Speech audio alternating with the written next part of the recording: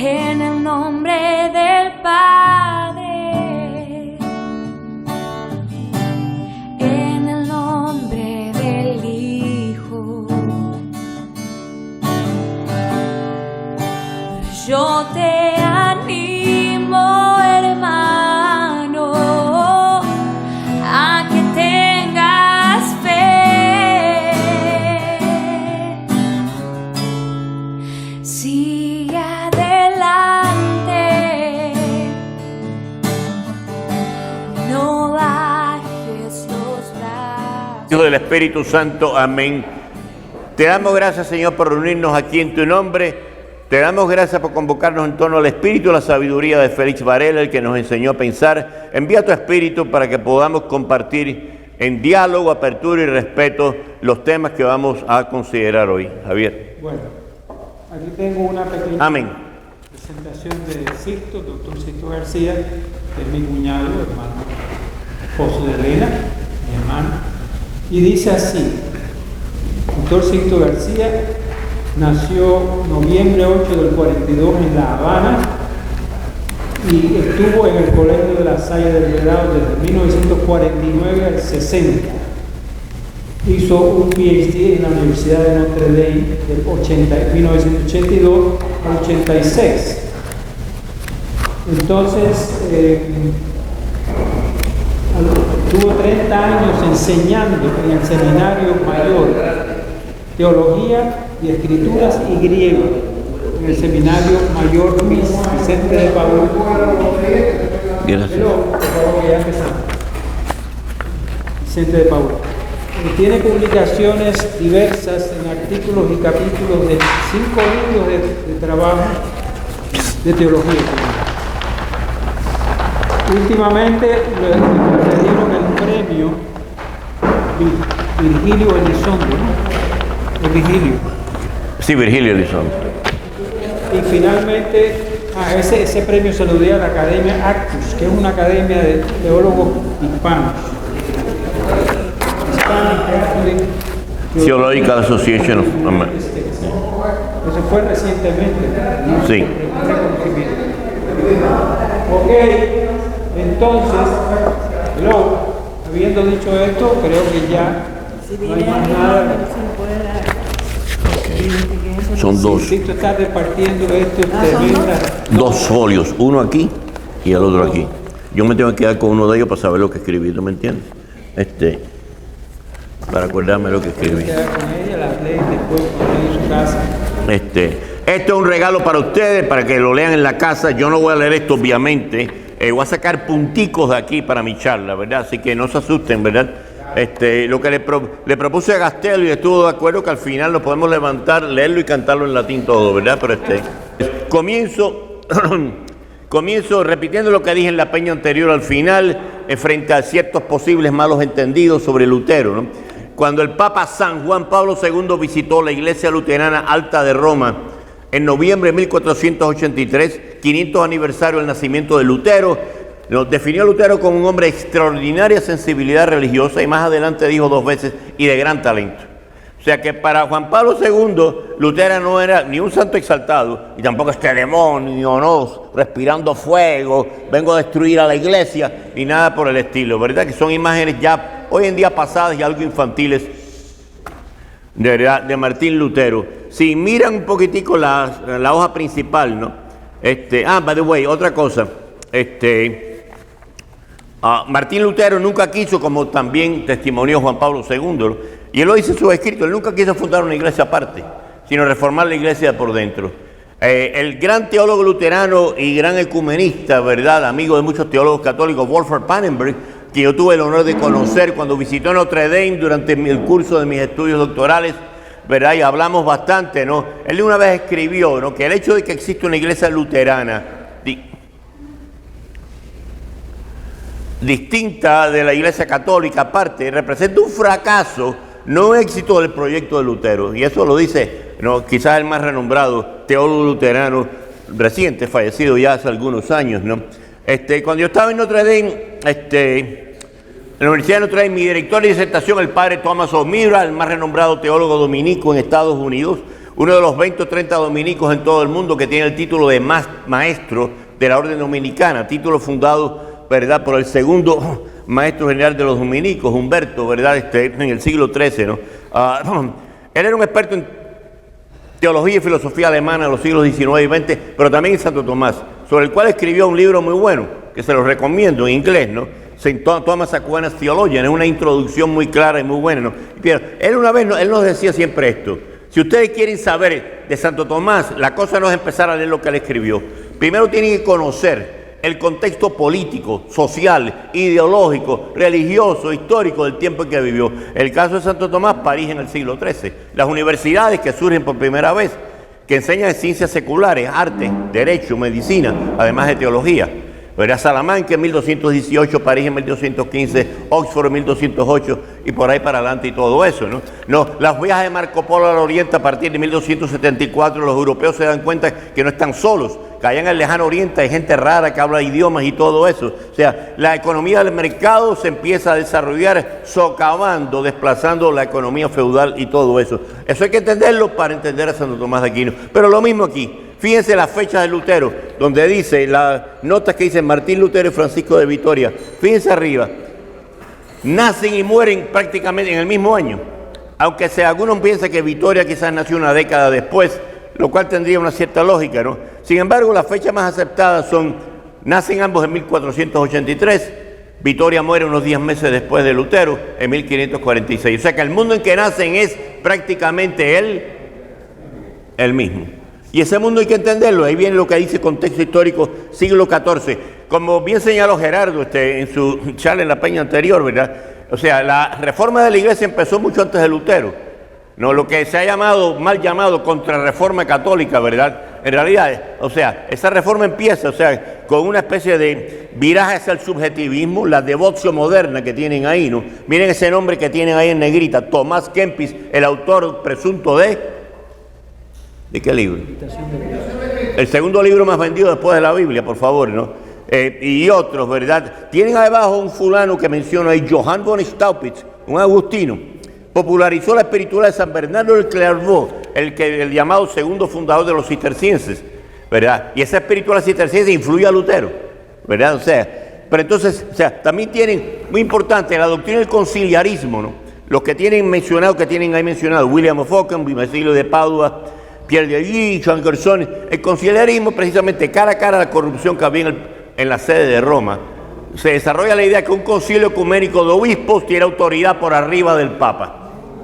El Concilio Vaticano II, claro, y anterior a eso ya aclaró la cosa diciendo no existe un concilio válido sin que tenga al obispo de Roma presidiendo, ¿no? Pero bueno, pero se empieza a desarrollar, ¿no? Y entonces, fíjense, apuntalarse esto al cisma de Occidente que mencionó Gerardo, ¿no? O sea, 16, en el Colegio de Cardenales, 16 cardenales, 10 franceses, 5 italianos y un español. ¿A quién van a elegir? Van a elegir a un francés de nuevo, después de 70 años de estar en Aviñón y todo eso. Una turba se mete en el palacio del Laterano, que elijan un italiano, los matamos. No, así les griten, los cardenales elijan un italiano, ¿no? O sea, Bartolomé Pizarro, un hombre de un genio malísimo, ¿no? Los cardenales franceses eligen a otro, cuando se van de ahí, la elección es inválida, a Clemente VII, y más adelante, en 1409, se elige a otro papa en Pisa y todo eso, y en un momento dado hay 3 papas.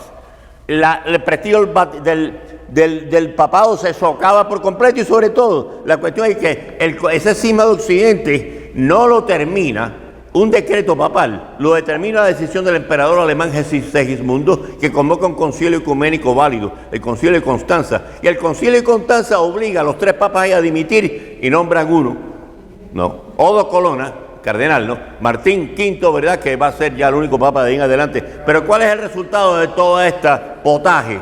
¿Cuál es el resultado? El prestigio del pontificado y la autoridad también. Eso Gerardo también lo señaló, nada más quería añadir algunas cuestiones incidentales. ¿Qué ocurre en los siglos XV, XV y XVI? Muy por arriba. Gutenberg inventa la imprenta, entonces ahora se empiezan a leer libros.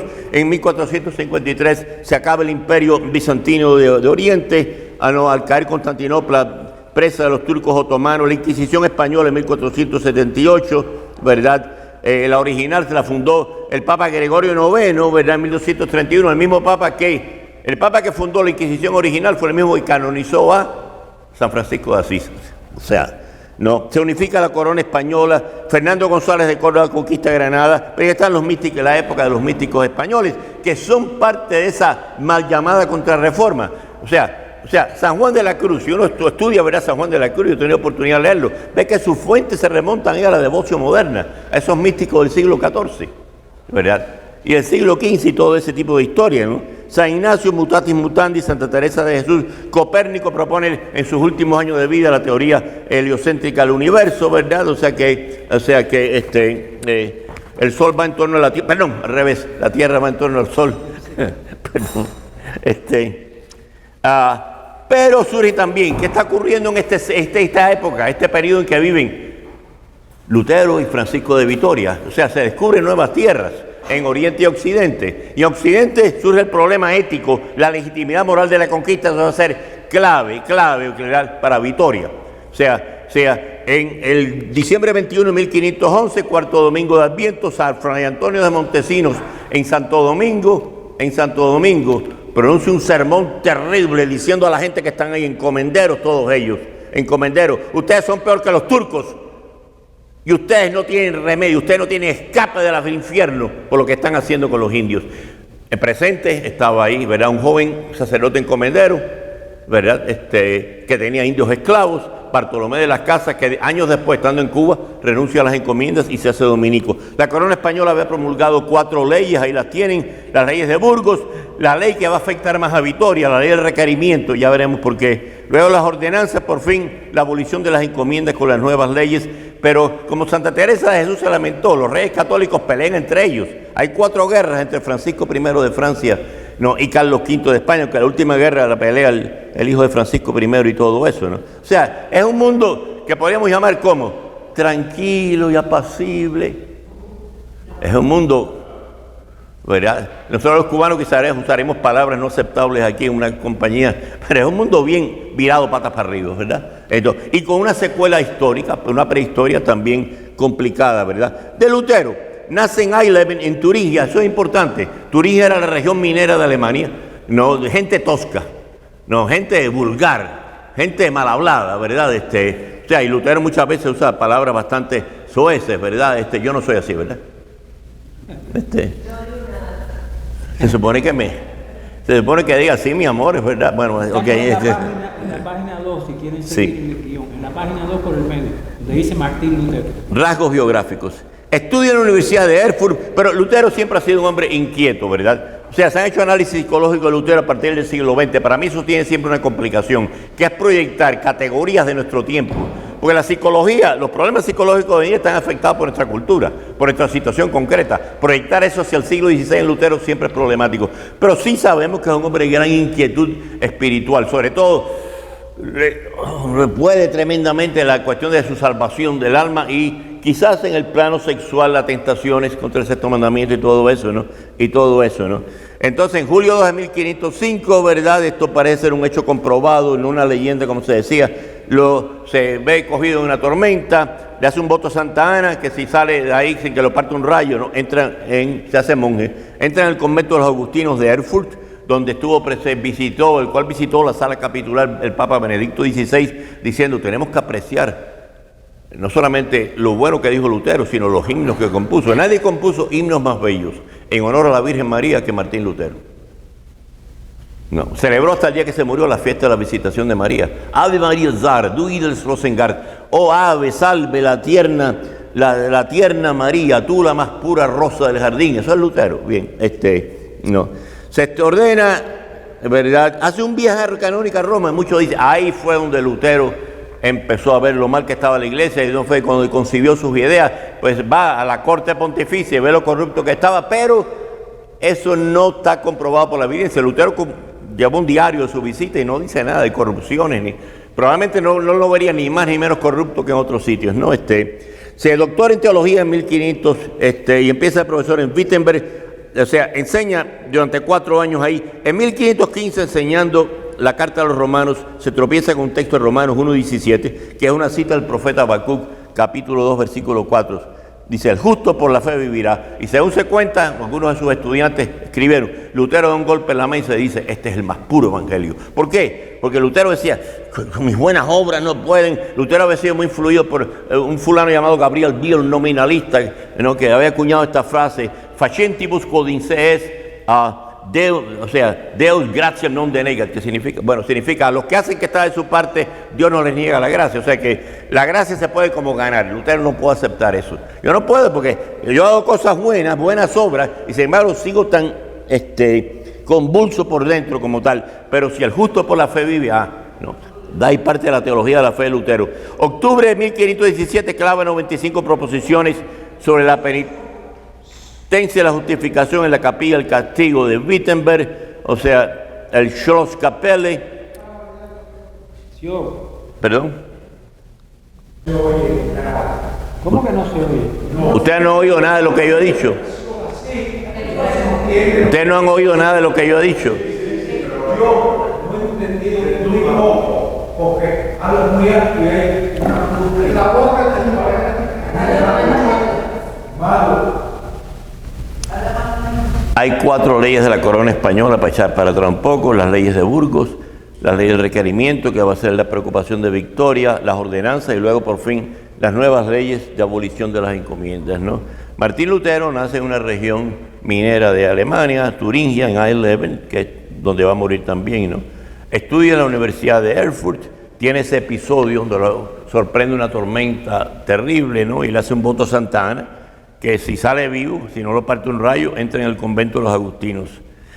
Se ordena sacerdote, estudia en Wittenberg, hace un doctorado ahí, empieza a enseñar durante 4 años y medio, teología en la Universidad de Wittenberg, pero sigue atormentado por estas dudas realmente, uno podría decir neuróticas, no sé, sobre su salvación eterna y cómo, por mucho que yo hago, sigo atormentado por escrúpulos, por tentaciones. Se tropieza con el texto de la carta a los Romanos 1:17, el justo por la fe vivirá, que es una cita del profeta Habacuc, ¿verdad? Y él dice, he aquí el más puro evangelio. Yo no tengo que esforzarme tanto, ¿verdad?, para mi salvación. O sea, me hace falta ese acto de fe comprometida, ¿no? Y por eso, entonces él sigue jugueteando con esto, la enseña. La doctrina de la iglesia sobre la fe y la justificación, la penitencia, era muy compleja en aquella época. En octubre de 1517 clava 95 proposiciones en la capilla del castillo en Wittenberg. Muchos han dicho, incluyendo los luteranos, que hasta el día de hoy celebran octubre 31 el comienzo de la Reforma. Eso es falso. Lutero lo único que hizo fue seguir una práctica medieval que siguieron Santo Tomás de Aquino, San Buenaventura y otros.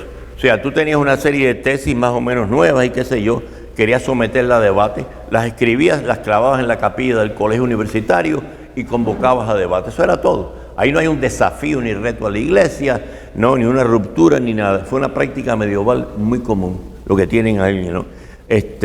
Pero se van desarrollando las cosas. En 1519 eso no lo tienen ahí. ¿Me entienden lo que estoy diciendo? ¿Se oye? Bien, sin ecos ni...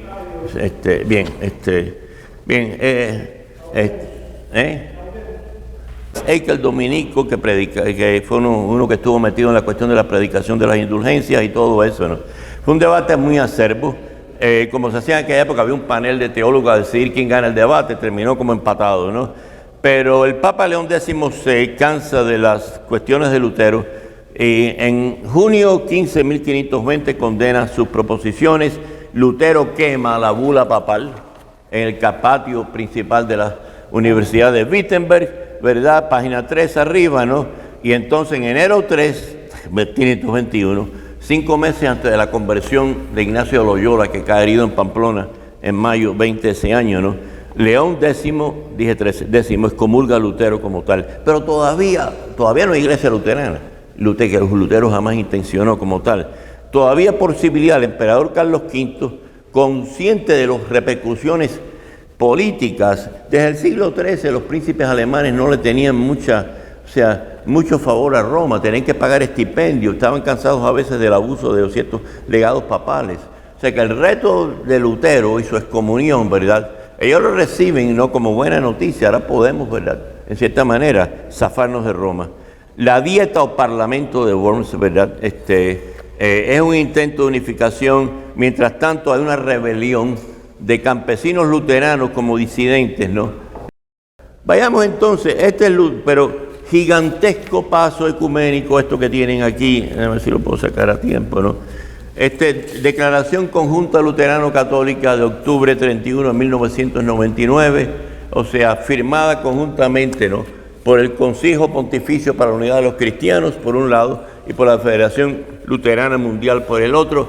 Lo que dicen básicamente que las diferencias teológicas que tenemos con Lutero y doctrinales han sido en realidad más que nada de matices, no de esencia, excepto la doctrina de la justificación forense que acabo de explicarnos. O sea que la gracia no nos cambia por dentro. Santo Tomás dice que sí, ¿verdad? Lutero dice que no, que nos cubre nuestro pecado a la vista de Dios y todo eso, ¿no? O sea, pero es un paso gigantesco este documento que tengo aquí, ¿no? No le hice copias a ¿no? Un poco largo, ¿no? Como tal. Vayamos a Francisco de Vitoria en la página 4. ¿Me queda tiempo, no? Bien. Fíjense, Lutero, alemán, nacido en Turingia. Vitoria, nacido de suyo en Vitoria, ¿no? Las Vascongadas, ¿no? Español, si ustedes quieren, ¿no? Dos fulanos distintos, pero viven en ese mismo mundo. Son afectados por las mismas convulsiones que convulsionan Europa, que convulsionan el Nuevo Mundo, ¿no? Y a Vitoria lo va a afectar de forma en particular la cuestión de la moralidad, la moral, la ética de cómo se están tratando a los indios en las Américas, ¿verdad? Ingresa en la orden dominicana, va a París a estudiar filosofía y teología. Primero está influido por el nominalismo. Les expliqué lo que es el nominalismo. ¿Entendieron lo que expliqué? Ok, lo voy a repetir. La Madre Teresa es buena, Dios es bueno. Predicamos lo mismo de dos seres, pero lo predicamos igual. ¿Es la Madre Teresa tan buena como Dios? No.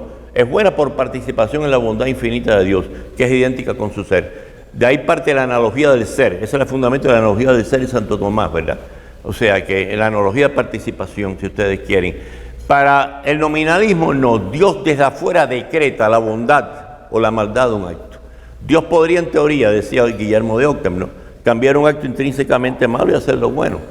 ¿Por qué? Porque negar lo contrario, dice él, la teoría de la analogía del ser Santo Tomás dice, es falsa porque le mitiga la omnipotencia de Dios. Dios puede hacer lo que le da la gana. Cosa que muchos alumnos del seminario me decían. Yo les decía, ¿puede Dios hacer un círculo cuadrado?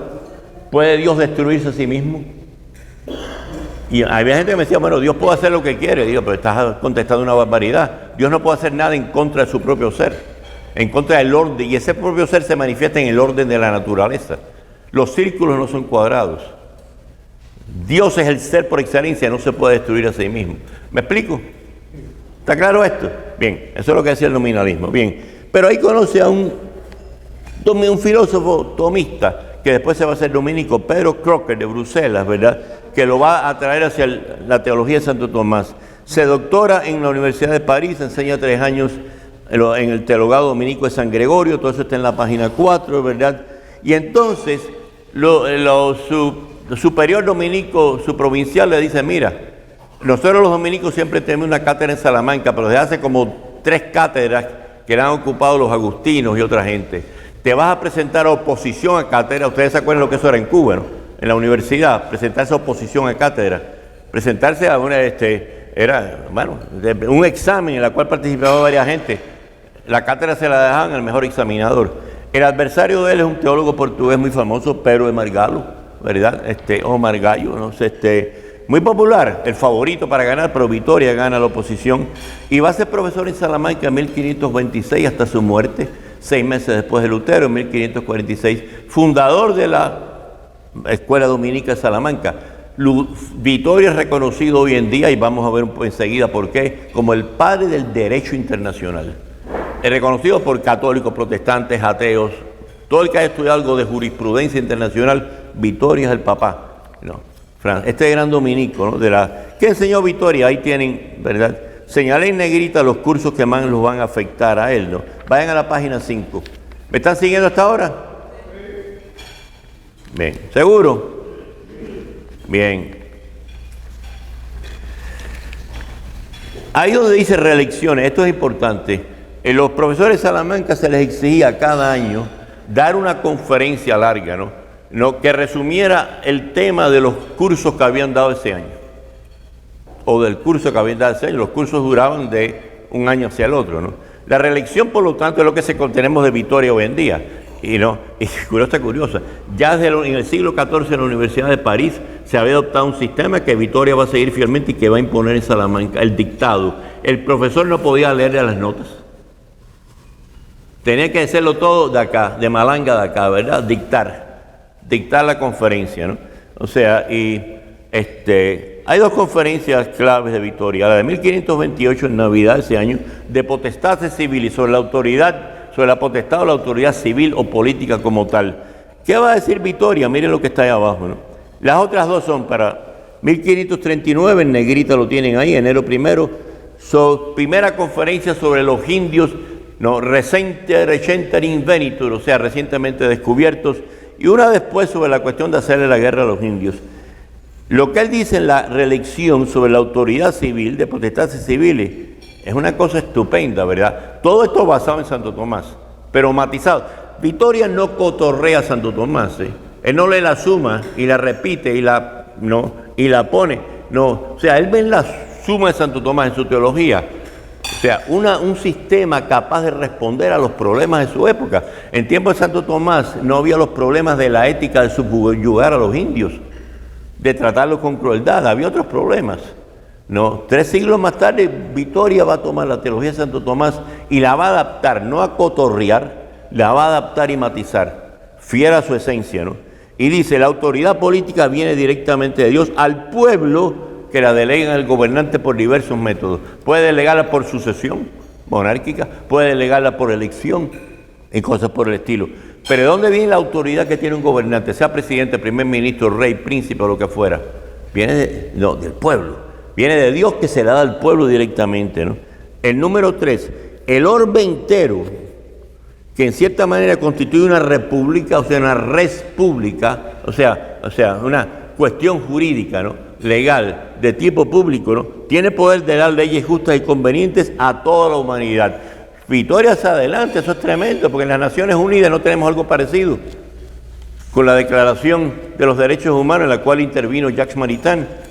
No tenemos eso, algo parecido, o sea, Vitoria se adelanta, o sea, las naciones pueden dar leyes que afecten a toda la humanidad, ¿no? ¿Qué son las leyes? Contratos sociales concertados para el bien común, se basan en esos textos de Santo Tomás que ven ahí, la prima secunda de la suma, preguntas 90-108, la segunda, perdón, ahí debía ser, ahí dice 2-2, QQ 57-79, decía 1-2, prima secunda 57-59, ¿no? Pero la autoridad del gobernante, si viola el bien común, puede ser abrogada, ¿no? ¿Por qué? Porque los hombres no nacen esclavos, dice él, sino libres. Miren, exacto, sí, el omegacidio, como se lo ha llamado, ¿no? Exacto. El número 10, que está en negrita, es lícito al hombre la propiedad privada, pero nadie es propietario que no debe a veces compartir sus cosas. Y en extrema necesidad, esto va a Santo Tomás directamente en la cita que tienen ahí. Santo Tomás dice en los orígenes, todo era de todos. Eso está en la Suma Teológica, citado textualmente. Y entonces, todas las cosas son comunes, y Santo Tomás mismo ha dicho, la única justificación del derecho de propiedad privada es lo que él llama justicia general, el servicio bien común. Eso es, acabo de citar a Santo Tomás textualmente en la segunda, pregunta 66, artículo 2. Una vez yo leí esto en una parroquia sin mencionar el autor. Y les pregunté, dígame qué dijo esto. Marx, Lenin, Fidel, lo que fuera. Santo Tomás de Aquino, el doctor común, ¿verdad? El doctor común. La única justificación de la propiedad privada es porque Santo Tomás decía, los bienes que se tienen en privado pueden ser más perfectamente disponibles al bien común, pero tienen ese sentido, disponibilidad al bien común. Juan Pablo II le dio un nombre muy peculiar. ¿Cómo se llama? En Solicitud de Reyes Sociales, párrafo 42. ¿No? La hipoteca social. ¿Verdad? Bien. ¿Verdad? O sea, 700 años entre Juan Pablo y Santo Tomás, ¿verdad? 500 entre Vitoria. Sobre los indios recientemente descubiertos, Vitoria va sobre la ley del requerimiento, que si ustedes se van un poco más para atrás, ¿me están siguiendo? ¿Seguro? Bien. No hay ningún empantanado en las miasmas de la confusión irredimible. Ok. Si ustedes van un poco, o sea, lo que las leyes españolas de los indios está en la página 2, ¿no? Ahí tienen esas 4 leyes, leyes de Burgos, la ley del requerimiento, a eso voy, las ordenanzas y luego las nuevas leyes, abolición de las encomiendas. By the way, las casas ya había hacía rato renunciado a su encomienda antes que se promulgaran esas leyes. Bartolomé de las Casas, se conocieron en Victoria las casas. La casa fue obispo de Chiapas, en México. Vivieron juntos 3 años en el convento de San Esteban. Las casas cita Victoria. Victoria nunca cita las casas. Muy interesante, ¿no? Pero ¿qué cosa era la ley de requerimiento? Decía esto. O sea, va un grupo de españoles, un destacamento de soldados, con un misionero y un traductor. Llega a una villa, un pueblo aborigen, ¿no? Un pueblo indígena, ¿no? Entonces, el comandante, ¿no? O el misionero tenía que leerle a los indígenas, ¿no? Decirles, ¿no? Que ellos venían ahí a ganarlos para Cristo, ¿no? Pero venían en nombre de la corona española y por lo tanto tenían que hacerse súbditos de Carlos V en este caso, ¿no? O sea, rey de España, emperador de Alemania como tal, ¿no? ¿No? Y, ¿verdad? Y sometidos a la autoridad espiritual del obispo de Roma, del Papa. Si decían que no, era lícito esclavizarlo, pero Victoria, que ven esto, un fraude de lo que es la evangelización. O sea, porque Victoria dice, momentico, en primer lugar, en la práctica, el traductor que iba para traducirle eso a los indios no tenía el idioma local. O sea, que cuando traducía, los indígenas no entendían nada, ¿no? Y por lo tanto eso se tomaba como una negativa y se usaba como una excusa para esclavizarlo. Victoria dice, eso es inmoral.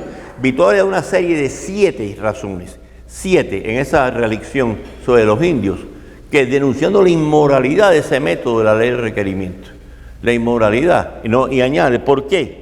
¿Por qué? ¿No? ¿Qué cosa es la fe como tal? ¿No? O sea, fíjense, citando a Santo Tomás al fondo de la página 6, la segunda pregunta de un artículo 2, ¿no? O sea, para Santo Tomás esto es clave, el acto de fe no termina con la fórmula de fe. Ejemplo, Dios es 3 personas en un solo Dios. Esa es la fórmula de la fe, ¿de qué dogma? Trinidad. De la Trinidad. Dios es uno solo en 3 personas. Pero Santo Tomás dice, el término de la fe en la Trinidad no es esa fórmula, es la Trinidad misma, es la realidad formulada por ellos. Por lo tanto, ¿verdad? Imponer a los indios esto a través de una fórmula es inmoral. Segundo, página 7. Santo Tomás distingue entre 3 niveles de fe, que en la ley de requerimiento no le concede a los indígenas. Credere Deo, Dios me ha encontrado como un acto de amor gigantesco, que me ha abrazado, lo cual da lugar al credere Deo, yo creo lo que Dios me revela. No, y por fin ya es la parte práctica, por lo tanto yo hago lo que Dios me dice como tal. Todo eso simultáneamente, ¿no?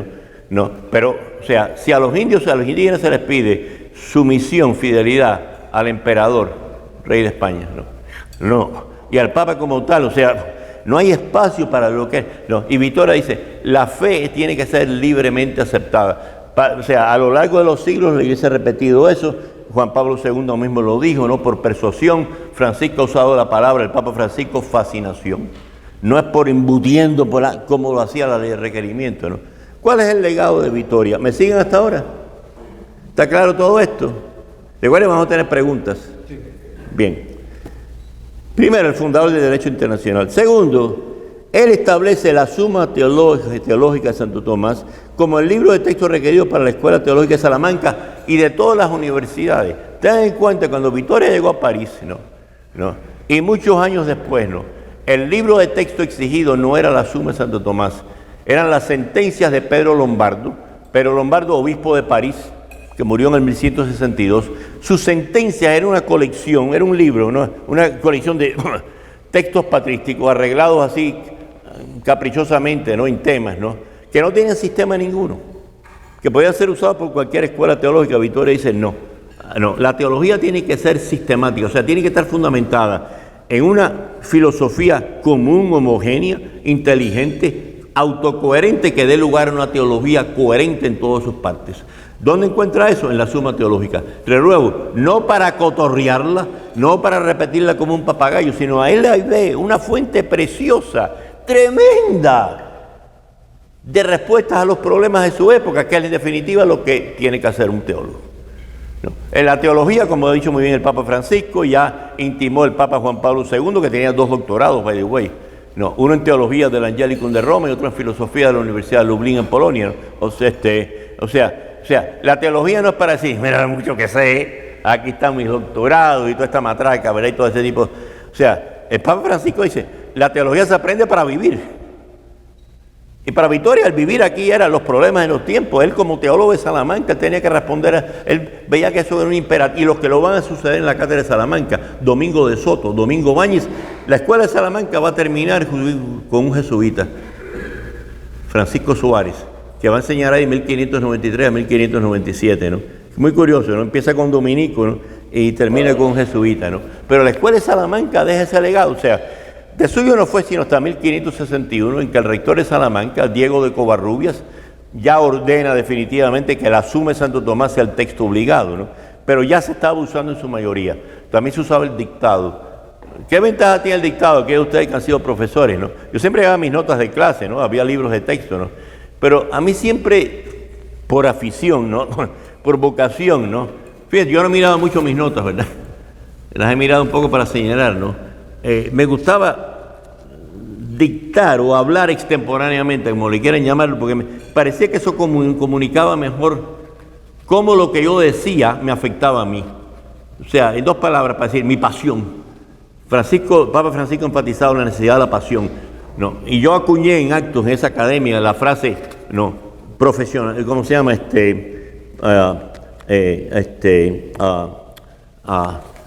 Profesionalismo apasionado, ¿no? Passionate professionalism, ¿no? O sea, que el profesor que puede no estar leyendo las notas. Yo una vez tuve un profesor así, cuando estaba en undergrad, leía todo en tarjetas y todo eso, ¿no? Y todo ese tipo de historias. Pero que puede, digo, sabiendo lo que dice, ¿no? Sin inventar cosas, comunicar. Y Vittoria estableció la costumbre del dictado, ¿no?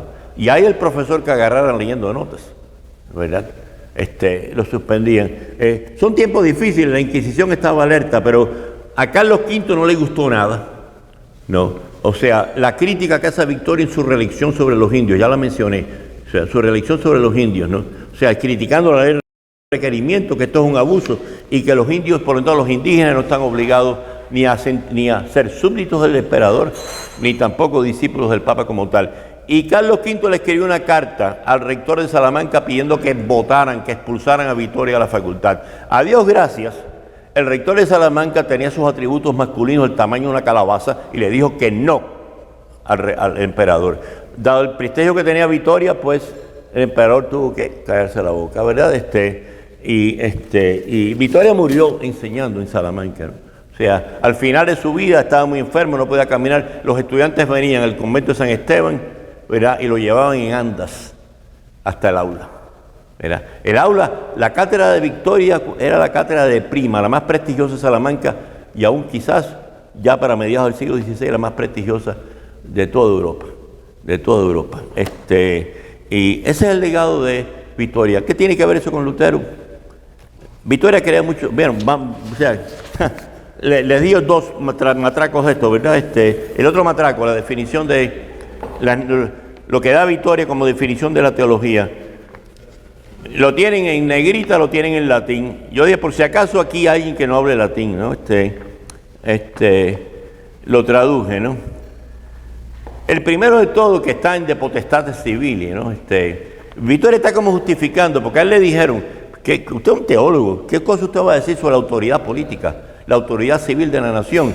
Entonces, él empieza diciendo esto: el oficio y la misión de la teología es tan amplio que ninguna argumentación, ninguna disputa, ningún tema puede verse o considerarse como ajeno a la profesión o la disciplina teológica. 400, 500 años antes, Vittoria está refutando a algunas de esas personas que por ignorancia quizás insuperable andan diciendo, la iglesia no debe meterse en política. Para Vittoria era indispensable no solo meterse, sino teologizar sobre eso. Porque para Vittoria la acción política, o sea, la cuestión de la autoridad política era un actus humanus, como decía Santo Tomás, un acto humano que embarca y emplaza a todo el ser humano. No era rascarme la cabeza, o sea, y por lo tanto tiene un signo moral, tiene implicación moral, ¿no? O sea, la tercera definición que da la Sagrada Teología no tiene límites porque hay un hombre que en ella no pueda sacar provecho.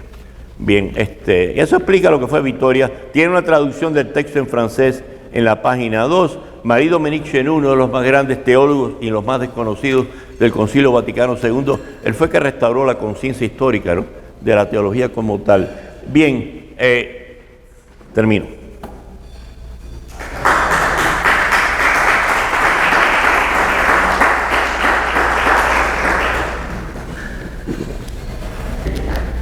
¿Cómo se juzga esa doctrina? ¿Es mala, es buena? Es una buena pregunta porque es uno de los temas todavía de debate en el diálogo luterano católico, y repito, ha avanzado gigantescamente. Ustedes, les recomiendo que lean este documento de 1999. La Federación Luterana Mundial por un lado y el Consejo Pontificio para la Unión de Cristianos por el otro. Pero Juan Pablo II, yo adelanté un poco la posible respuesta en mi exposición, pero Juan Pablo II, cuando visitó la Iglesia Luterana Alta de Roma y otros, ¿verdad? Karl Rahner, el teólogo jesuita, el famoso teólogo jesuita, nos han dado pistas, ¿no?, para poder entender de una forma católica los tres solos de Lutero. Hay dos cosas a considerar. Primero, como ya había dicho, ¿no?, ¿en qué contexto lo dice Lutero? Sola fe. O sea, ten en cuenta que Santo Tomás recoge lo que es el concepto bíblico de fe. Yo mencioné eso, ¿no?, el creer en Dios, credere Deo, credere Deum, credere in Deum y todo eso. O sea, que la fe, ¿verdad? O sea, es una apertura radical, ¿verdad?, una revelación de Dios que nos toca para ascender como tal. O sea, requiere una práctica, ¿no? Y eso se basa en San Pablo. San Pablo usa la palabra pistis, que es fe, ¿no?, pistuo, el verbo creer, ¿no?, en sus cartas, ¿no?, en el sentido ese de, o sea, una fe comprometida, una fe activa, ¿no? O sea, el problema fue que Lutero, esta es la primera parte de mi respuesta a tu pregunta, ¿no?, que Lutero y sus adversarios, ¿verdad?, no entienden eso, o sea, no conocen eso, porque, o sea, no tienen ciencias bíblicas, no tienen perspectivas bíblicas a mano, ¿no? O sea, de que la fe como tal, no es puramente un asentimiento intelectual. Con creer basta. Y lo que yo haga, no, o sea, Lutero se ve como atrapado entre sus propias convulsiones morales y qué sé yo, qué sé cuánto, ¿no? Y no, se siente pecador como lo somos todos, ¿no? De una forma quizás más emocionalmente intensa en él, como lo han descrito algunos biógrafos, ¿no? Y por lo tanto, cuando se encuentra ese texto de Romanos 1:17, ¿no? El justo por la fe sola se salva, que es citando al profeta Habacuc, ¿no? O sea, encuentra ahí, pues, aparentemente una solución no. Pero la fe en un sentido, pero Lutero, o sea, el mismo Lutero, ¿no? El mismo Lutero. O sea, él dice, la fe es necesaria para salvarse, pero la fe requiere una acción. Tener fe, creer es una acción, es una obra. Y el mismo Lutero lo acepta, ¿no? El que Lutero y sus adversarios, ¿no?, disputan mucho Gálatas 2:16. La carta a los Gálatas es la carta favorita de Lutero. Se le llamaba mi princesa, ¿no? Y escribió dos comentarios muy bonitos sobre ella. En Gálatas 2:16, San Pablo dice, o sea, nos salvamos por la fe. La justificación viene por la fe, no por las obras de la ley, ergatu nomou en griego, ¿no? Y ahí está la cosa. Para San Pablo las obras no es el hacer cosas buenas, el ayudar sino las obras de la ley son los 613 preceptos, ¿no?, que los maestros de la ley 2 siglos antes de Cristo habían adoptado. O sea, 248 mandatos y 365 prohibiciones, ¿no?, para preservar el decálogo, el muro en torno a la ley. A eso es lo que se refiere San Pablo. O sea, no a las obras buenas en el sentido, porque San Pablo está consciente que la fe, existencialmente, tú no puedes tener fe sin una disposición interior. Eso es Santo Tomás puro, eso es San Agustín. O sea, imposible tener fe si no hay una disposición hacia el mismo Dios, ¿no? O sea, hacia lo que es el Evangelio, hacia lo que es la ley como tal. Segundo, por la sola gracia, cité al Concilio de Trento. No, el primer secretario del Concilio de Trento conocía a Lutero, Girolamo Seripando, un monje agustino, gran teólogo, doctor en teología, ¿no? Y gracias a él, en el decreto de la justificación de Trento, ¿no?, de enero de 1547, ¿no?, los cánones 1, 3, 5 y creo que el 7, ¿no?, de diferentes formas dicen esto, que aún para desear hacer algo bueno, hace falta la gracia. O sea, que Dios siempre toma la iniciativa. No es cuestión de yo hago algo bueno, me gané la gracia. Eso es un poco cuando éramos niños. Niño, pórtate bien porque si no Dios te va a castigar, ¿no? O pórtate bien, si te portas bien, Dios te va a conceder lo que fuera, ¿no? Eso era el nominalismo, ¿no? Que Lutero rechazó, el de Gabriel Bill y toda esta gente. A los que hacen lo que está de su parte, Dios no les niega la gracia. Facentibus conices, Deus gratiam non denegat. O sea, y eso es falso. Pero para el Concilio de Trento, que enfrenta la reforma, también es falso. Lutero podía haber firmado eso. Eso mismo que está diciendo Trento, ¿no? El tercer punto, por la sola escritura. Bueno, ahí se podría argumentar, ¿no? O sea, no, pero Lutero, no, repito, Lutero, por ser agustino y también por su afiliación, ¿no? Lutero le concedía a San Agustín, el gran doctor de la gracia, ¿no? Una autoridad casi igual a la de la escritura, ¿no? O sea, pero Lutero está consciente, ¿no?, de que las escrituras nacen dentro de la vida de la iglesia. Él nunca negó eso, ¿no? O sea, San Pablo, la carta a los Gálatas, a los romanos y todo eso nacen dentro de una iglesia ya viva. O sea, primero viene la comunidad de la iglesia predicando, ¿no?, testimoniando, ¿no? Y dentro de esa verdad, de esa comunidad de la iglesia, ¿no?, o sea, Dios inspira a una comunidad, a una persona, ¿no?, en secuela del Antiguo Testamento, donde se hace lo mismo, ¿no?, como tal. O sea, Lutero no niega, o sea, por decir así, la presencia de lo que nosotros llamamos tradición, porque en su época se entendía mal la tradición. La tradición era solamente la predicación oral. Eso es falso. La predicación oral, la liturgia, las mismas escrituras. El año anterior al decreto de la justificación, en 1546, Trento había publicado un escrito que parece luterano también, ¿no? El decreto sobre los libros sagrados y las tradiciones no escritas. Las tradiciones recibidas, donde dice, ¿de dónde nos viene la revelación necesaria para salvarnos? De la boca de Cristo y de los apóstoles, de la mediación del Espíritu Santo. Y dice, dice, de la boca de Cristo y de los apóstoles y de la mediación del Espíritu Santo,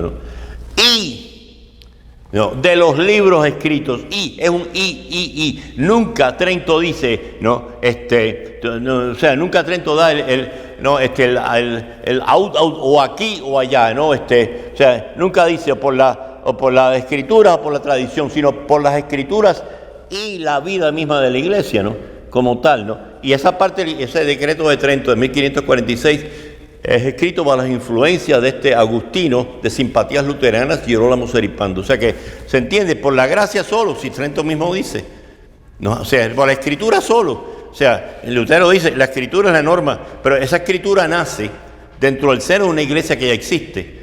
O sea, la gente que dice, a mí no me interesa la iglesia, me basta con la Biblia, pero mijo, esa Biblia nació dentro de la iglesia. Pero una vez que nace dentro de la iglesia, ya se vuelve, como dijo muy bien la Dei Verbum del Vaticano II, ya se vuelve norma para la iglesia. Artículo 10 de Dei Verbum, la iglesia no puede predicar nada por arriba de la palabra de Dios, y lo cito textualmente. Bien, o sea que hay una forma católica de entender los tres solos de Lutero: por la gracia solo, por la fe solo, por la escritura solo. Sí. Porque Gerardo tenía uno. Sí. Dos breves comentarios. Cuando mencionaste el hecho de que el rector de Salamanca le dice que no al emperador, Sí.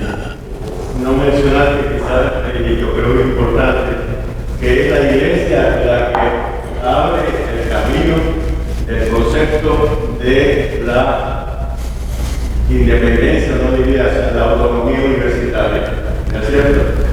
O sea que hay un proceso en que cuando se funda en Salerno, la universidad en Salerno, cuando se funda la Sorbona, se le da esa posibilidad de ser autónomas, Sí. en cuanto a no tener la influencia del Estado.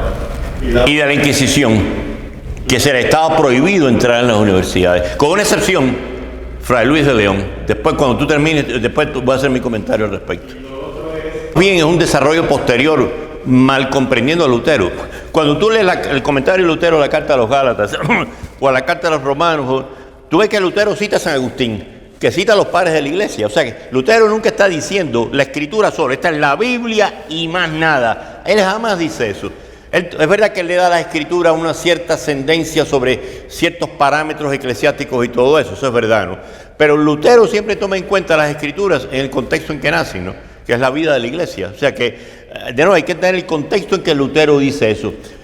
Lo que tú dices es verdad en un periodo posterior, después de la confesión de Augsburgo en 1530 y todo eso, ¿no?, donde se van, por decir así, esclerotizando más las posiciones, ¿no?, endureciendo más las posiciones como tal, ¿no?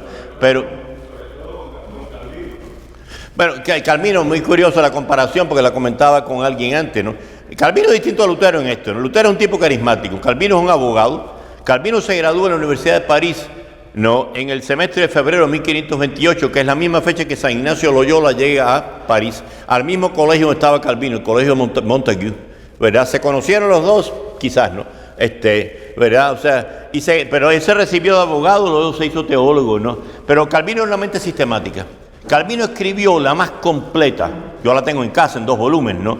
Teología sistemática protestante hasta el siglo XIX, hasta Schleiermacher, ¿no? En los institutos de la doctrina cristiana vale la pena leerlo, ¿no? A ver qué dice Calvino, ¿no? La segunda edición, por lo menos, la de 1556, ¿no? O sea, es un mamotreco así en 2 volúmenes, ¿no? Pero Calvino era un tipo sistemático, pam, ¿no? Y como bien dijo Quique, ¿no? Pregúntale a Michel Servet, no si lo dudan, ¿no? Al cual hizo quemar en la hoguera, ¿no? Y todo ese tipo de historia, ¿no?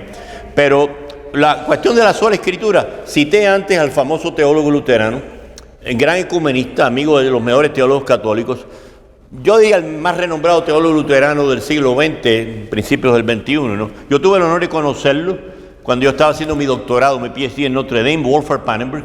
Él fue invitado a dar varias conferencias, ¿no? El día que regresaba a Alemania, no había nadie que lo llevara al aeropuerto, sobre una confusión me pidieron a mí.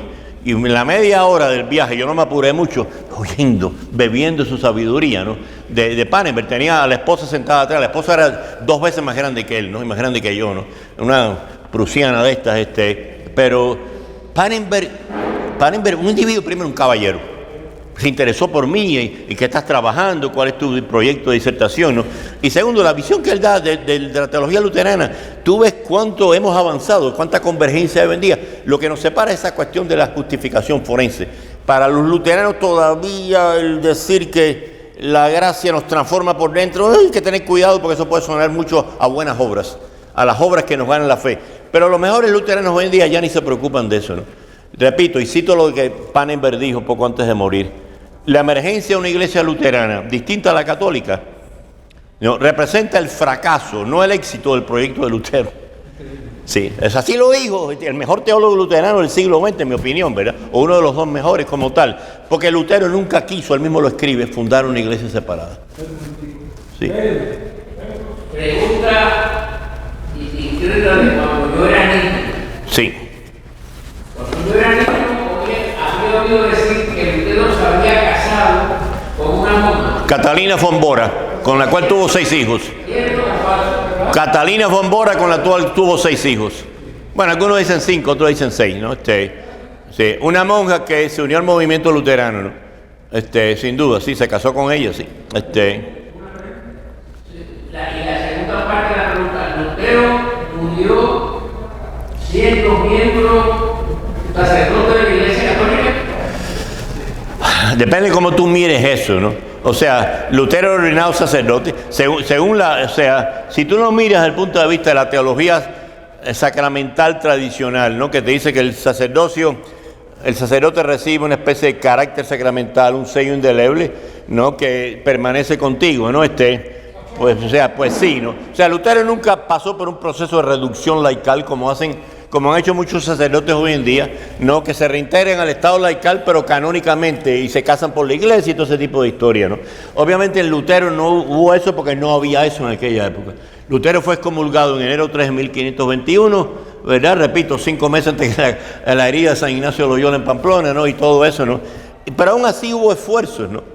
No, recuerden que nadie escribió himnos más bellos en honor a la Virgen María que Martín Lutero. Ave María Zars, du Idres Rosengard, oh, salve la tierna María, tú la más pura rosa del jardín. Ese es Lutero. Celebró hasta el año que se murió la fiesta de la visitación de María. Sí. Antisemita rabioso, como lo eran muchos en aquella época, ¿no? No, sus escritos y sus textos sobre los judíos son terribles, ¿no? Eso me lo han dicho a mí, pastores luteranos amigos y todo eso. O sea, esto lo reconoce, ¿no? Y Lutero, cuando mandó a los príncipes luteranos contra los campesinos en la batalla de Falkenberg, acabaron con 25.000 muertos. Campesinos, ¿no? Me decía mi director de disertación, Tom O'Meara, me decía, y mucha gente se preguntaba, bueno, desde entonces no hubo muchos campesinos en Alemania porque no quedaron muchos vivos, ¿no?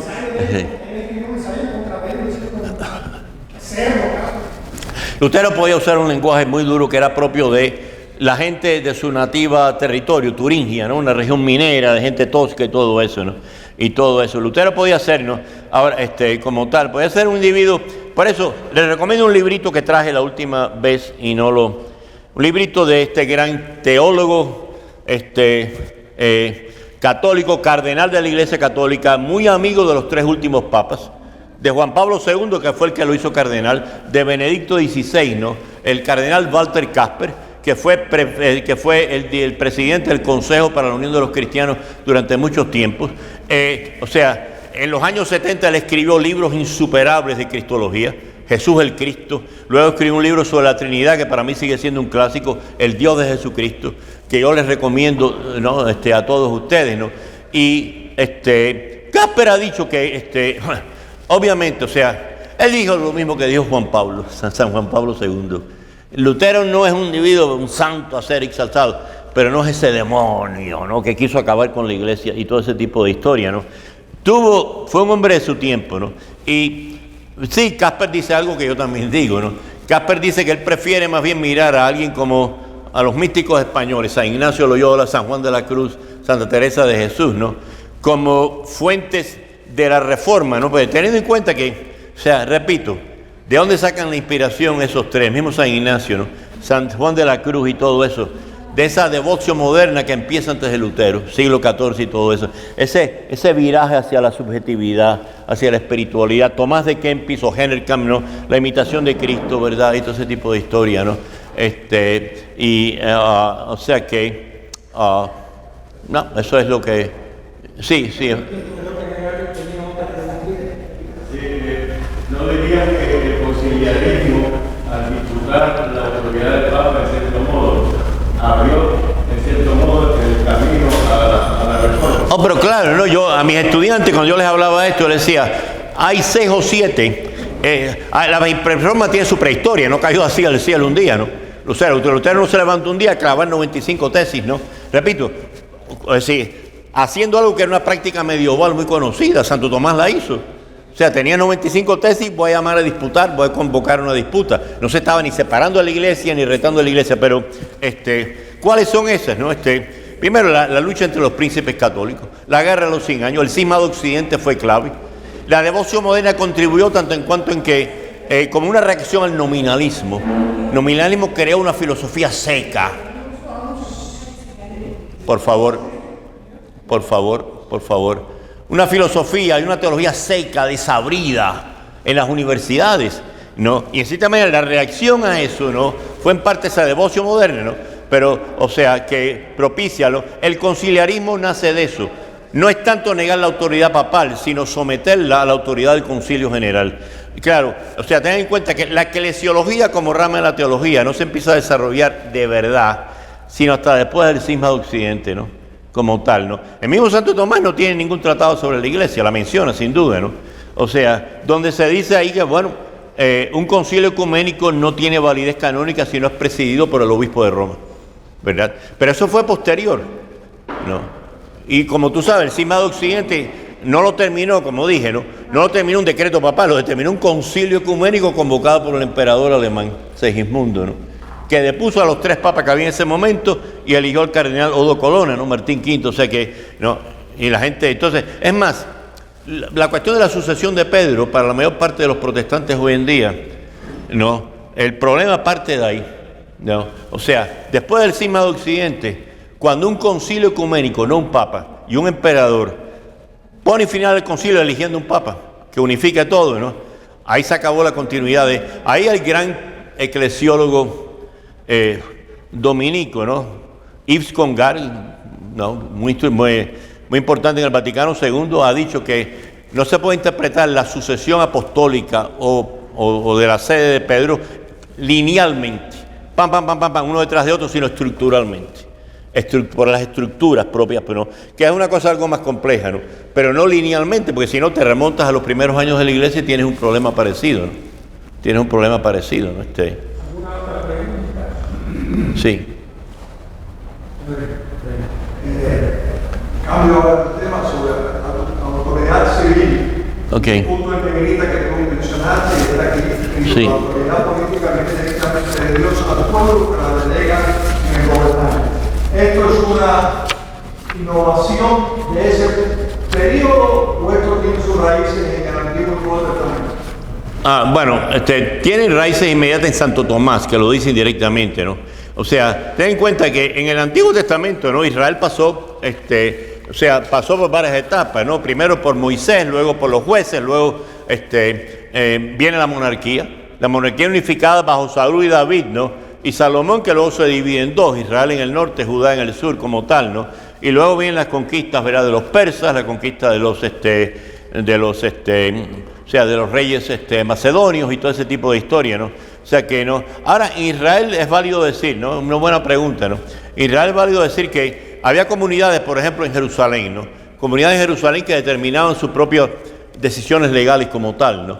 O sea, el Sanedrín, del cual se habla tan mal, ¿no? De eso yo tenía dos aspectos, ¿no? El consejo religioso propiamente, el que condena a muerte a Jesús, ¿no? Y el consejo legal, bulé, en griego propiamente, ¿no? O sea que, dentro del Nuevo Testamento, curiosamente, no hay ninguna, por decir así, teología política, propiamente, salvo la que se puede encontrar legítimamente, fundamental, como lo hizo San Agustín, lo hizo Santo Tomás, San Buenaventura también lo hizo y otros, ¿no? Por ejemplo, en el Sermón de la Montaña, ¿no? O sea, en la Carta de los Romanos misma de San Pablo, ¿verdad?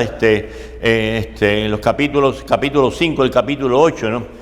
En la Cristología de San Pablo, la Cristología del antiguo Adán, el nuevo Adán, que él desarrolla en la Carta a los Filipenses, en la Carta a los Romanos como tal, o sea, lo que se enfatiza ahí es la dignidad humana, ¿no? Y esa dignidad humana presupone, por lo tanto, no estar sometido, no estar aplastado, ¿no? O sea, que el ser humano es un ser, en el Antiguo Testamento, ¿no? El bashar, el ser humano inquieto, limitado, pero, o sea, el nefesh, o sea, el humano con espíritu que tiene aliento y por último, el ser humano ya con espíritu de Dios, ruá, ¿no?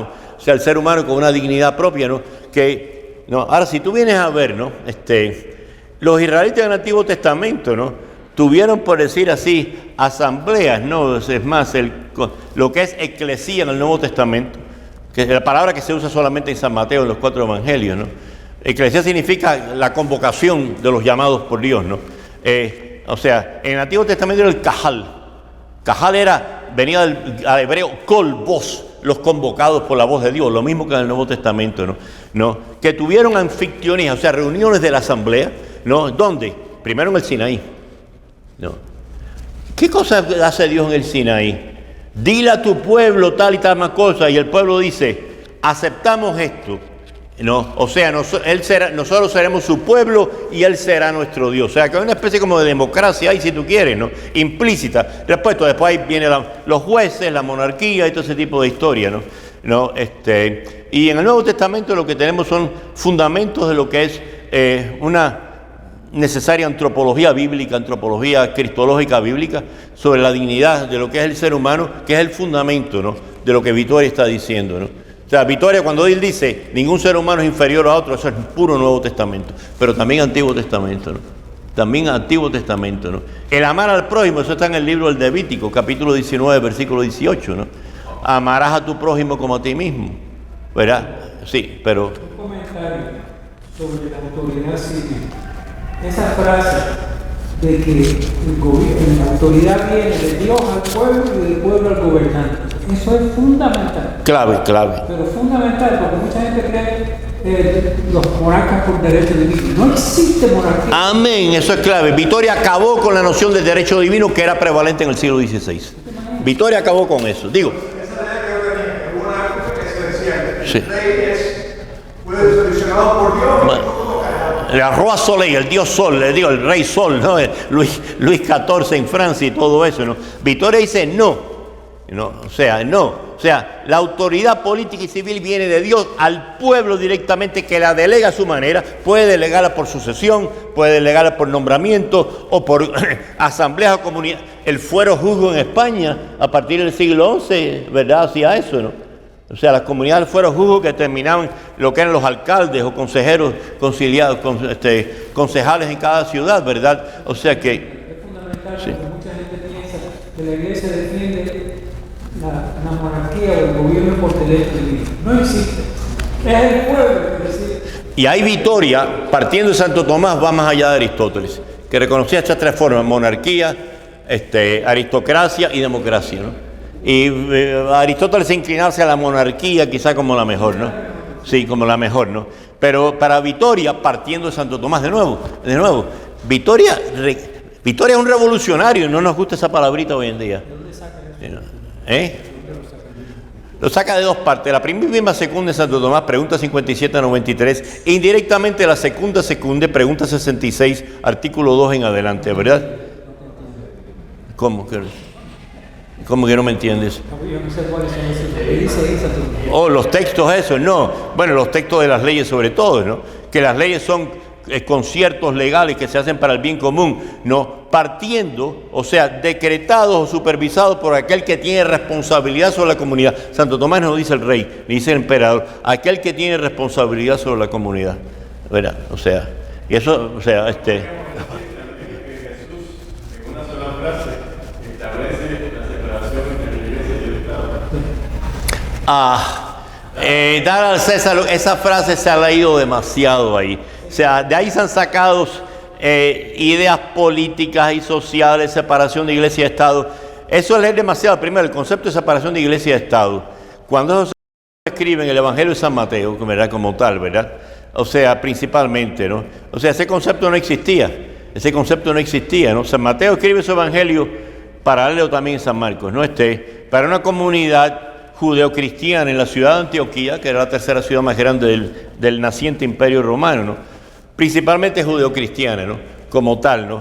Pero ¿qué ocurría, no? Que los romanos tenían un problema con los impuestos, ¿verdad? Como aquí, en cierta manera, ¿no? Solo los romanos eran más brutales, ¿no? La revolución de Judas el Tadeo, ¿verdad? Que ocurre en el año 6 de la era cristiana y que fue cruelmente aplastada por los romanos, ocurre porque los romanos establecen una nueva leva, un nuevo impuesto, ¿no? Que obliga a todos los israelitas, incluyendo los de 12 años y todo eso, ¿no? 12 años para arriba, incluyendo mujeres y niños, ¿no? Y se sublevan, ¿no? Y los romanos acaban con aquello. ¿Qué ocurre? Que desde entonces todo aquel que dijera algo de no pagar impuestos caía bajo la sospecha del imperio romano. De ahí que le hacen la pregunta a Jesús para ponerle una trampa. O sea, ese es el background, ese es el trasfondo. O sea, si Jesús dice que no, se hace sospechoso de sedición ante los ojos de los romanos, ¿verdad? Como tal. Entonces Jesús sencillamente va, o sea, se ha dicho mucho, bueno, páguenle los taxes al César. No, Jesús lo está diciendo, un momentico, o sea, hay no una separación, sino hay toda una jerarquía. Hay una jerarquía más que separación, ¿no? Hay una jerarquía propiamente, o sea, hay una distinción de escalas, ¿no? Y el contexto es eso, ¿no? O sea, el contexto es para los romanos no les venía muy bien oír eso. Actualmente, ¿cómo la Iglesia Católica ve a Martín Lutero? Bueno, yo creo que en cierta manera aludía a eso citando a las palabras de Juan Pablo II cuando visitó la Iglesia Luterana Alta de Roma en el 500 aniversario del nacimiento de Lutero, un hombre de gran sensibilidad religiosa, un hombre de gran ingenio. Benedicto XVI visitó la sala capitular de los agustinos en Erfurt, ¿verdad? Pidiendo que se apreciara mejor lo que Lutero había de verdad dicho y sobre todo los himnos que él había escrito como tal, ¿no? El teólogo que mencioné, cardenal de la Iglesia, confidente Juan Pablo II, Benedicto y todo eso, ¿no? Sobre todo este Papa, ¿no? Walter Kasper ha dicho lo mismo en este librito que recomendé, ¿no? Martin Luther and Ecumenical View, ¿no? O sea que Lutero es un hombre de su tiempo, no es ni santo exaltado ni demonio, respirando, echando fuego por la boca, ¿no? Y hay que verlo como tal, ¿verdad? Hay que entenderlo, ¿no? Y hay una biografía muy buena de Lutero, algo superada, del jesuita Villoslada, ¿verdad? Que escribió también una gran biografía de San Ignacio, ¿no? O sea, Villoslada, sobre 2 volúmenes sobre Martín Lutero, algo superada, pero bastante buena.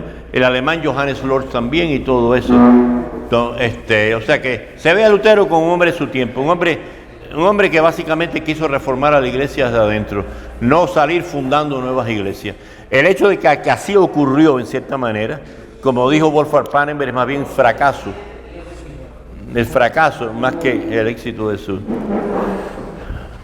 Ok, muy bien. Porque la pregunta es muy importante. No, es clave. Pero fíjate, la pregunta es importante en este sentido. Te hablo de cómo la iglesia a nivel jerárquico teológico lo mira. A nivel popular, tristemente, hay una ignorancia espantosa.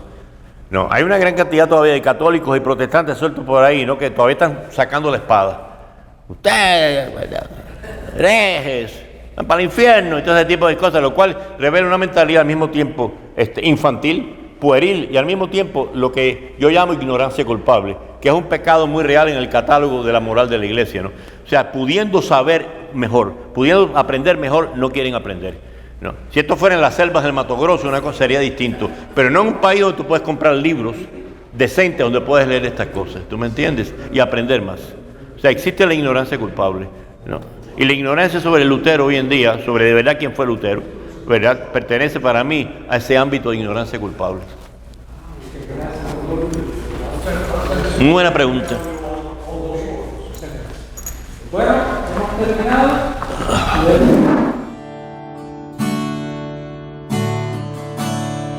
En el nombre del Padre, en el nombre del Hijo, yo te